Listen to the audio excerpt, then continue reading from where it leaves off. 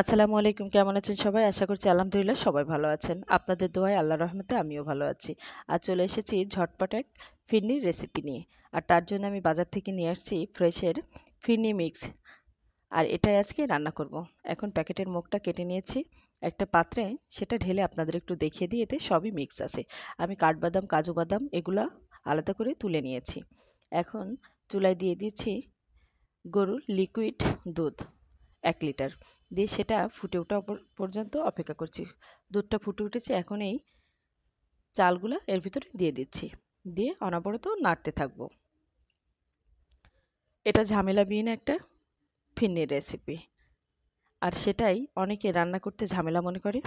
তাদের জন্যই আজকের এই ভিডিওটা, অবশ্যই না টেনে দেখতে থাকুন। দুধটা ফুটে ওঠা পর্যন্ত আবারও অপেক্ষা করছি।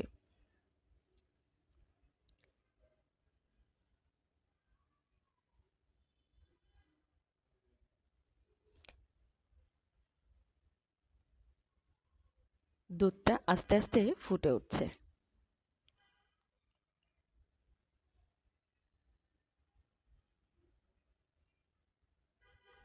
দুধটা এ পর্যায়ে ফুটে উঠেছে, এখন অনবরত নাড়তে থাকবো। এটা অনবরত নাড়তে হবে, না হলে তলানিতে লেগে যাবে। অনবরত এভাবে নাড়তে থাকবো।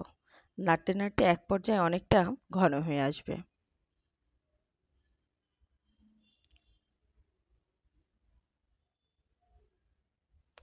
আমি যেখানে রান্না করছি চুলাটা আমার জ্বালানার পাশে, আর রোদ এসে জ্বালানার উঁকি মেরে আমার পাতিলের ভিতরে বসে আছে।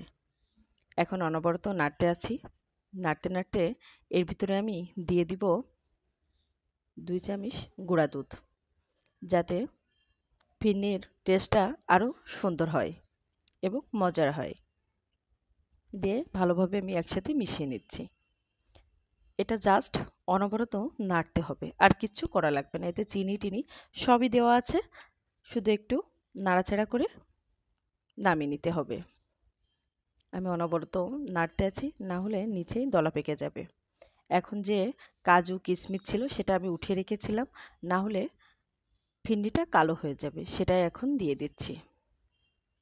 অনেকটাই ঘন হয়ে এসেছে, তারপরেও আমি অনবরত নাড়তে আছি।